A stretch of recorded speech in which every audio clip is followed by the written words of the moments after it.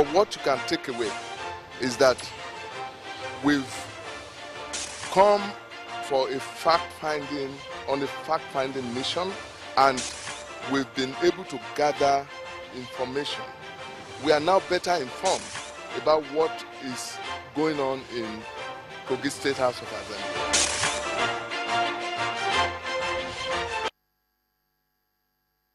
Thank you for staying with us on the program. You can be part of the discussion here on Politics Today, and the hashtag there is hashtag Politics Today. On Twitter, it's at CTV Politics. Well, let me take you to our Abuja studio, where a member of the House of Assembly in Kogi, Mr. Honorable Kolawole Matthew, joins us on this matter. Thank you so much for coming on the program. Let me ask you, you and some of your colleagues were not at the plenary today, where we understand that sitting took place.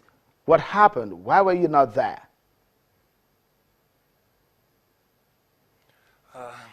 Thank you, Mr. Sheon. Today's sitting, to the best of my knowledge, I believe there's no sitting. Because in the sense that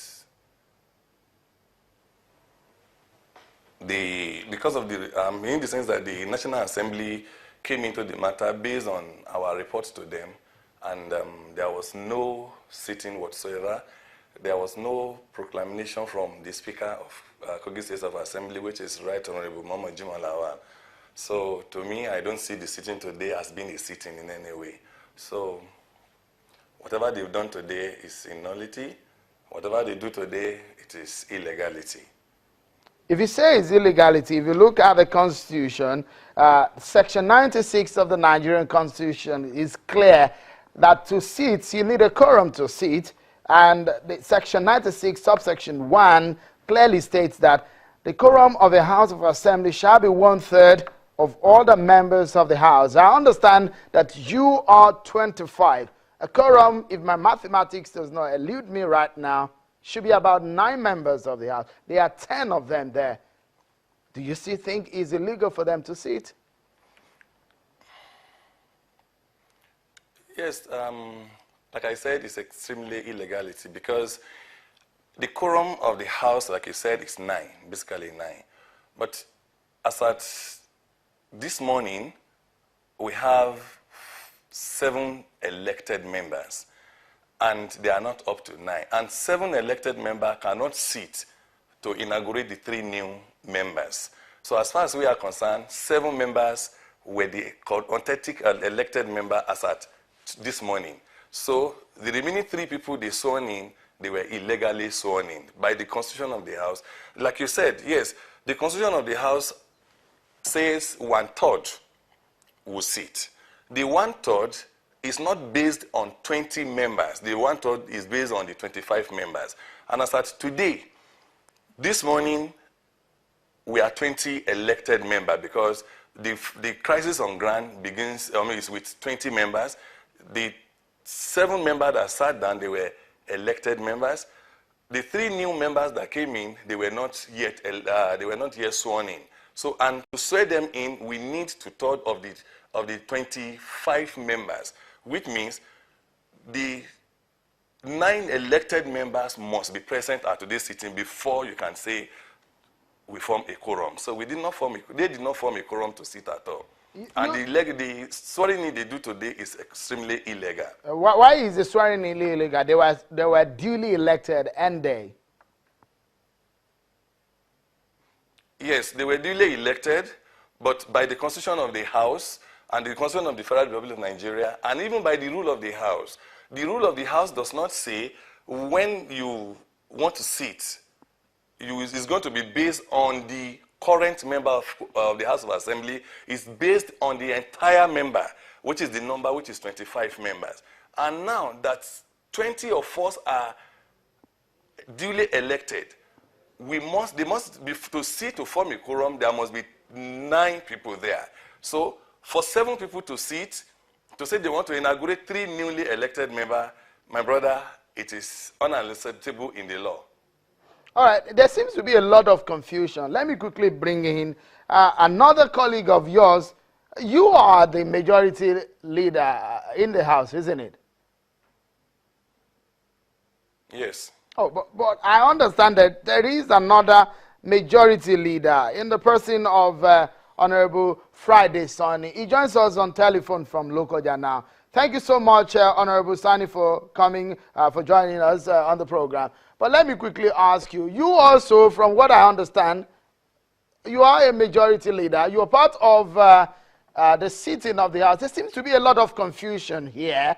And your colleague there says, Honorable Kolawole Matthew says, what you did today is total illegality. Hello? Hello? I can hear you. I can hear you, Honorable Sani. Okay. Yes, Mr. Shum, I am happy that himself live on channel. I am sure Prince Kolawole is not aware or is not abreast with the rule of the house. If you look at Rule 1, Rule 1 of Kogi State House of Assembly, that particular section of the rule of the house takes the responsibility of oath of office and oath of action completely to the clerk of the House of Assembly. That is what it is. That is one. Number two, Prince Kolawole would have done mathematics when he was in the primary school or secondary school to know that a two-thirds of 20 members as at the time of the sitting was 7 and not 9 as he put it. And because of appeal judgment, we are reduced to 20 a number of now. The other 2 members are yet to win their election, they are yet to return back. So if we are talking about two-thirds of 20, Prince Kolawole should know simple mathematics that it is a quorum of 7. A quorum is 7 after the time of the sitting of the House of Assembly. Honorable Sani, tell me, Honorable Sani, just a moment. So we collide these one after the other. You and some of your colleagues were not at a session where the House of Reps member came to resolve this matter. Why? Yes, Mr. Chairman, I was coming to that.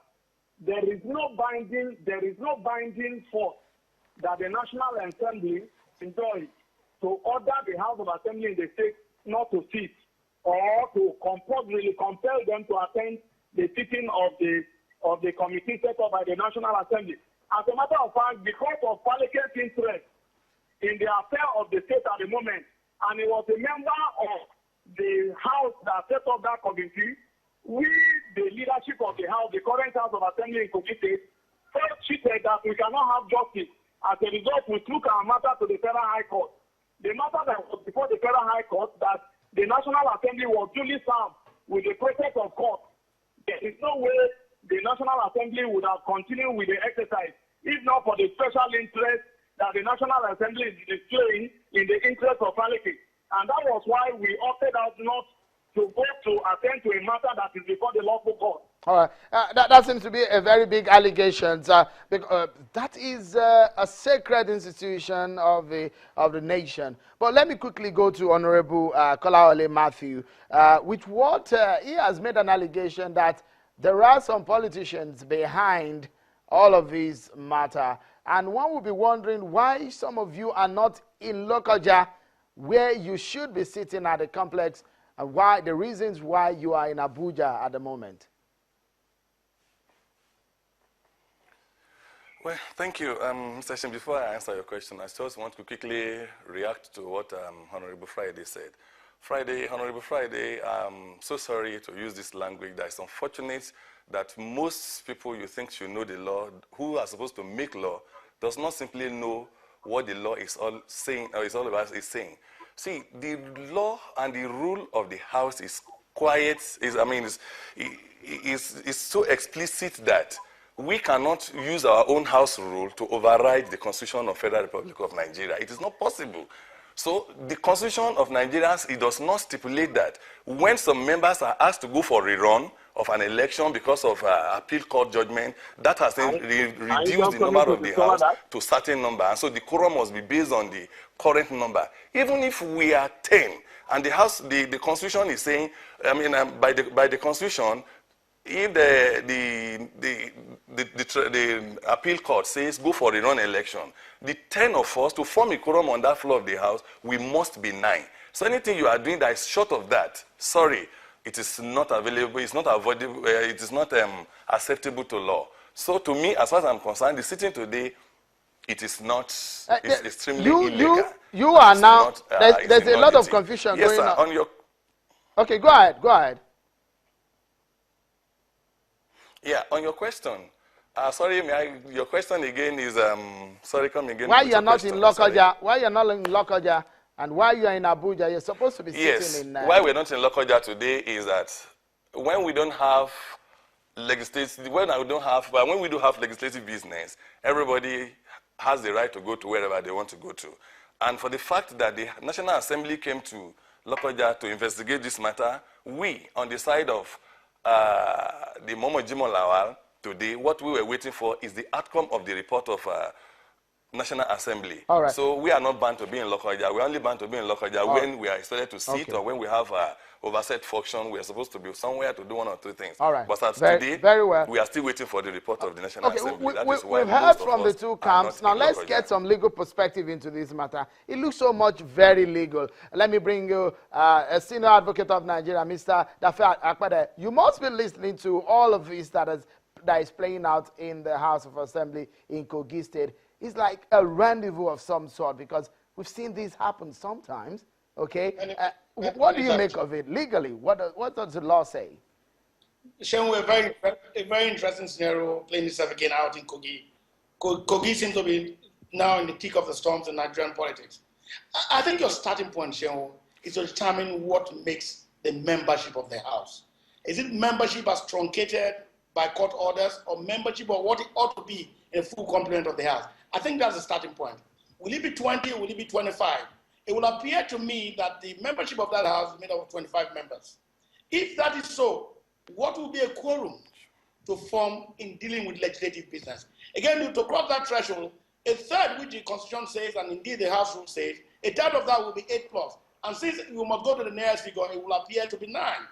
Now, if it is 9 members and 10 sacked, would that be constitutional? The question you need to underscore is that you hear the arguments, 3 members, additional members were sworn in today. Could they be part of that quorum before they were sworn in? I think not. Because for you to swear them in, it will appear you must have a constituted House, which will be 9 members out of 25 to make it third.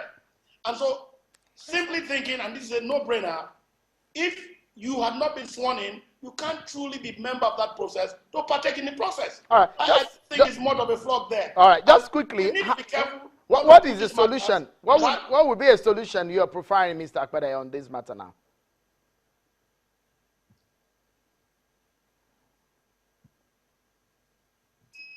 Oh, we lost him there. Unfortunately, I can hear you again. All right, just in a few seconds, give us what solution do you think is best at this point in Kogi House of Assembly? Again, I will appear to have lost you. Oh, unfortunately. I'm back again. Oh, okay. All right. Can you hear me? All right. We have to go now. Thank you so much, Ms. Akpede, for talking to us.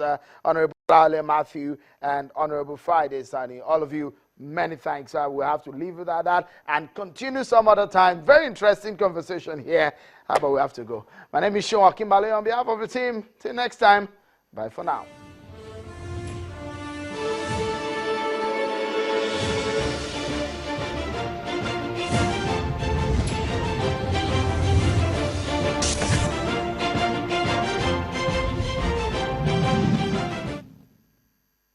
Viewers in the US and UK can now listen to the Channels TV live audio stream on our new Call to Listen service. To be a part of this, simply dial the numbers on your screen. Users of our Android app can also go to the Call to Listen section of the mobile app and listen live.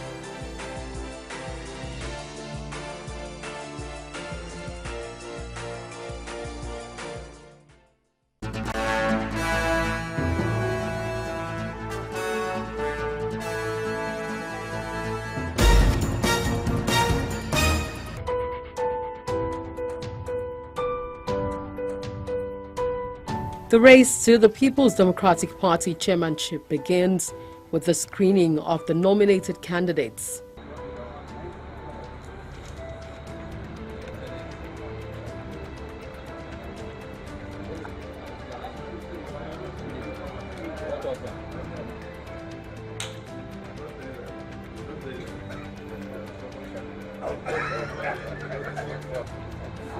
From an initial 4 candidates list submitted by the governors, the number rises to 8 as others join.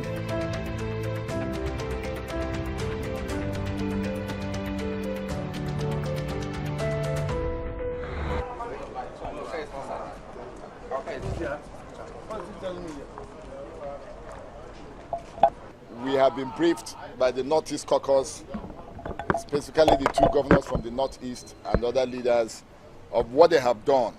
They brought 5 people for consideration, namely Ambassador Wilberforce Juta, Senator Kumo, Senator Grigri, Shehu Gambam. We looked at the list and we decided to enlarge the list. So we've invited some other leaders from that zone for consideration. We named 4 other people to come, but we've been able to get 2 of them. 2 of them are coming in here. They're working here now. One is Honorable Mohammed Wakil, a former minister. The other one is a senator and former governor, Sharif Ali Sharif, Modu Sharif. The 2 others, we are waiting to get them in touch to come, Nuhu Ribadu and one other person. What we are doing right now is that we're inviting them and giving them some time to explain to us why they want to be the chairman and what value that we gain from their being chairman, what exactly they are going to add to the progress of the People's Democratic Party, and what benefit that the PDP will get from their being. That is exactly what we're doing right now.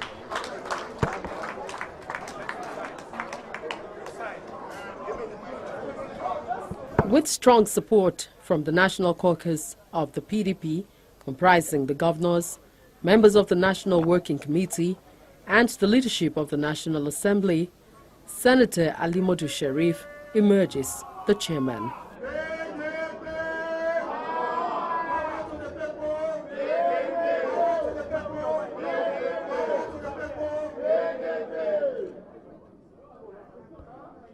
The task ahead of us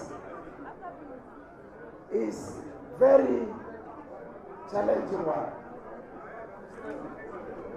The task is to build this party, carry everybody along, and make sure that the PDP goes to victory 2019.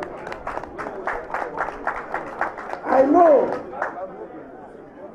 a lot of people have expressed different opinions, which is allowed in party politics and democracy. But I want to assure everybody that the choice you make today, nobody in this hall will regret, inshallah. We will win, inshallah, come 2019. It's not the task of Ali Modu Sharif alone, but I will pilot this party to success, inshallah. Nobody